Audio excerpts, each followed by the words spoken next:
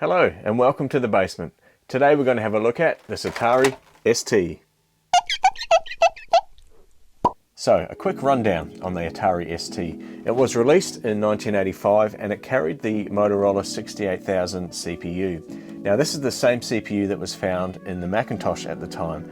However, the Atari was about a third of the price of the Macintosh and it had colour, whereas the Macintosh was stuck with black and white. Now this all sounds great, and the Atari was on course to become a world-beating computer. However, 2 months later, the Amiga got released, and as we all know, the Amiga had better colour, better sound, a better OS, and better software, and much more of it. But the Atari still had a trick up its sleeve, and that was it had MIDI. And because it had MIDI, it became a standard fixture in recording studios around the globe and was actually still used by some artists until fairly recently. So you see a lot of the old pictures from the studios of the day, and there'll be an Atari ST somewhere in the corner. A very versatile machine for music production and loved around the globe because of it. Now it came in various models across the years that it was produced. The first model needed an external floppy drive and you had to get the matching monitor for it to work. However, they soon integrated the floppy drive and that became the STF, and they soon added a modulator so you could use just a standard TV, and that became the STM. And then they combined both of those things together and they made the STFM, which is the one we have here in front of us. They went on to produce the STE, which was an enhanced version, but we're going to focus more on the STFM here that we've got in front of us today. So it's fairly well spec'd with ports on the back of the machine. Let's just have a look at the back. It's got a reset button, you've got your power in, so it has an internal power supply, which is convenient. You've got your power switch, and then moving along we've got the monitor out, we've got the TV modulator out, we've got the floppy drive out, and then we've got hard disk, printer, and lastly modem on the back.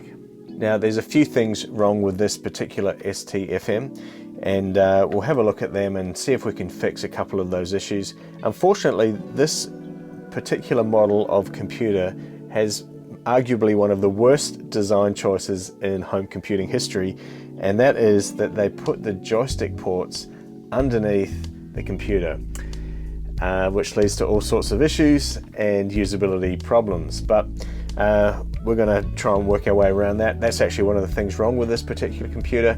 The joystick ports are intermittent and they're not working properly, probably because of people trying to plug things in and out over the years, and the way they're designed, the solder can get cracked. So I think that's what's happened with this one. The other thing notable about this machine is that it has a Gotek installed. Now, if you don't know what a Gotek is, it's a floppy drive replacement, and you can put a USB into that with floppy drive images, and it's just an easy way to get software on and off machines that need a floppy drive interface. And so this already has that installed, and it actually came with a USB stick full of software, so that's quite convenient. However, the Gotek is just rattling around inside. It hasn't been fastened properly, so we'll have a look at what we can do there, see if we can fix it properly so it's not just loose inside the body. And it needs a decent clean. This thing is pretty dirty. Now you might have noticed that there's also a key missing on the keyboard there. That's the help key. I am trying to source a replacement, haven't found one yet. The key still works, you just don't have the key to the keycap telling you what it is, but you can still push it. But in time I'm sure I'll find a help key and we can get that fixed as well. Now, just before we pull this thing apart, I want to shout out to the kind sponsor of today's video. Let me just pull up the website here.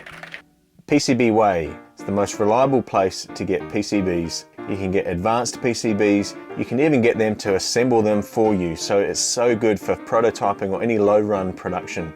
Now they also offer CNC machining and 3D printing, so you can get the cases made and you can get all your prototyping needs developed by them in-house. They provide instant quotes so you know exactly what you're up for, and they even give you expert feedback, so they look through your design and they give you feedback to make sure that everything's going to work great. There's no minimum requirement, there's fair and transparent pricing, and there's 24 hours customer service. Honestly, if you have any PCB needs, PCB Way is the place to go.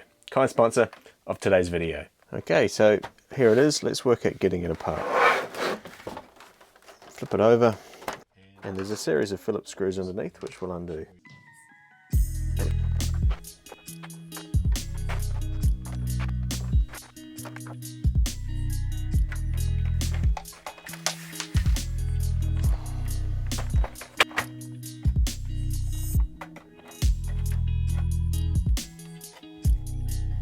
we can see in the machine it's pretty dusty and dirty. I don't think it's ever been cleaned, well, not been cleaned for a very long time, because it's full of sort of crud. So let's continue working on it. We'll take the keyboard off and we'll get further down into the guts of the machine and give everything a good clean out while we're in here.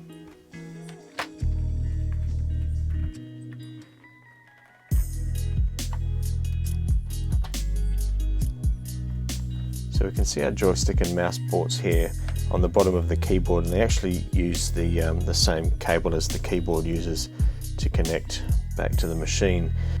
So here's our Gotek floppy emulator, which is just a little too floppy for my liking. So we'll see if we can put some proper brackets on here instead of these weird repurposed floppy drive brackets.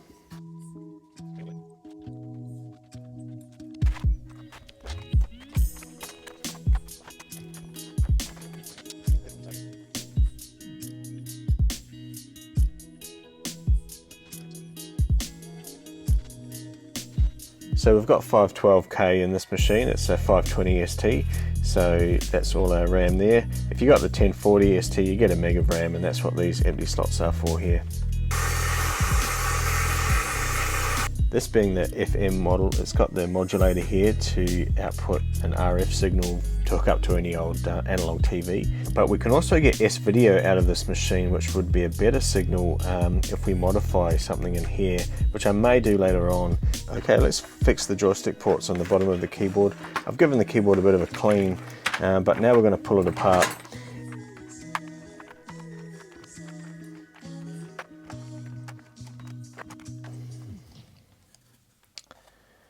And there we have it, the keyboard.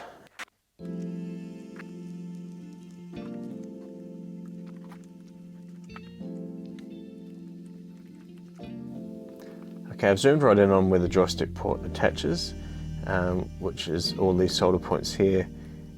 And if I move the joystick port, you can see the whole thing's moving, so all of those solder joints are broken, and that's why I was having such difficulty with this particular joystick.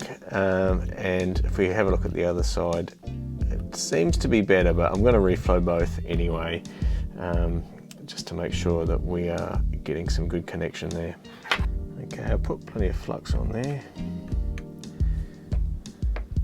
and a good amount of solder, and we'll just start touching them.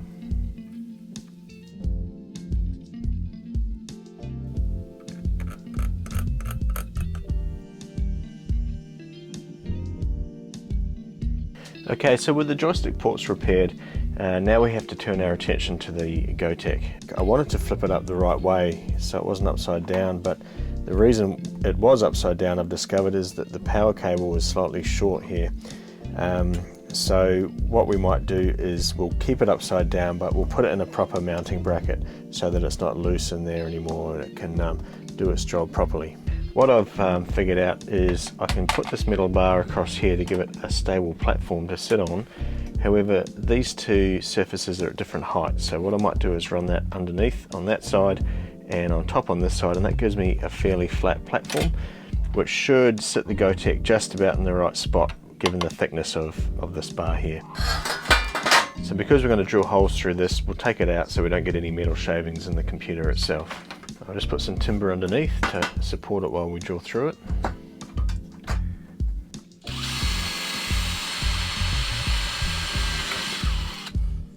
Now it's a little hard to screw in because you're cutting the thread as you go, so sometimes you just have to back it back a little and just sort of cut through.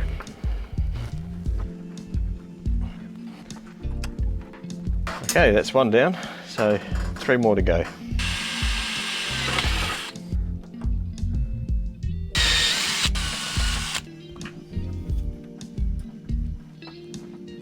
Okay, I'm just going to stick the Gotek down about where I think it needs to be.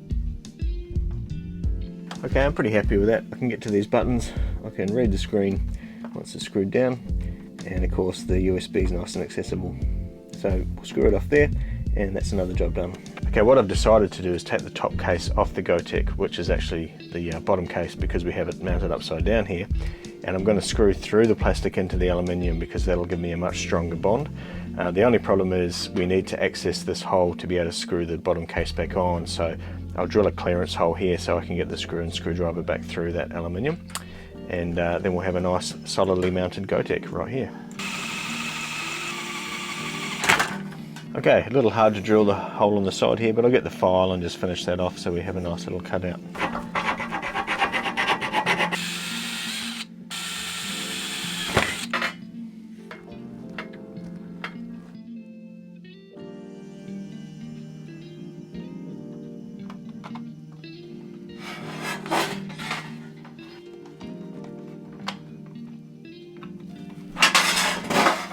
Okay, there we have it.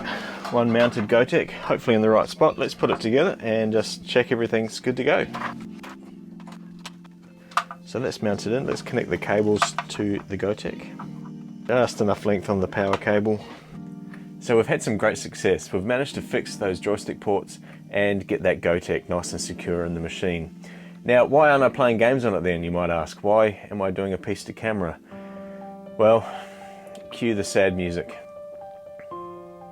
Unfortunately, while I was in there, I was on such a roll, I thought I might as well do the S-video conversion. And that's where things went a bit pear-shaped. So I followed the instructions I found online, and I had it working for a second, and unfortunately my wire slipped and I let some smoke out, and now I'm not getting any white at all on the video output. So we were so close. The machine's mostly done, but now it's got this other issue which was my causing, unfortunately. So I've ordered some parts. Fingers crossed those parts will fix the issue. I won't know until I get here. They're probably a long way away. But for now, it is what it is. We've made 2 steps forward, but 1 big step back. Maybe in the next video, we'll actually be able to play some games on this machine, finally. You've been in the basement. Have a great day.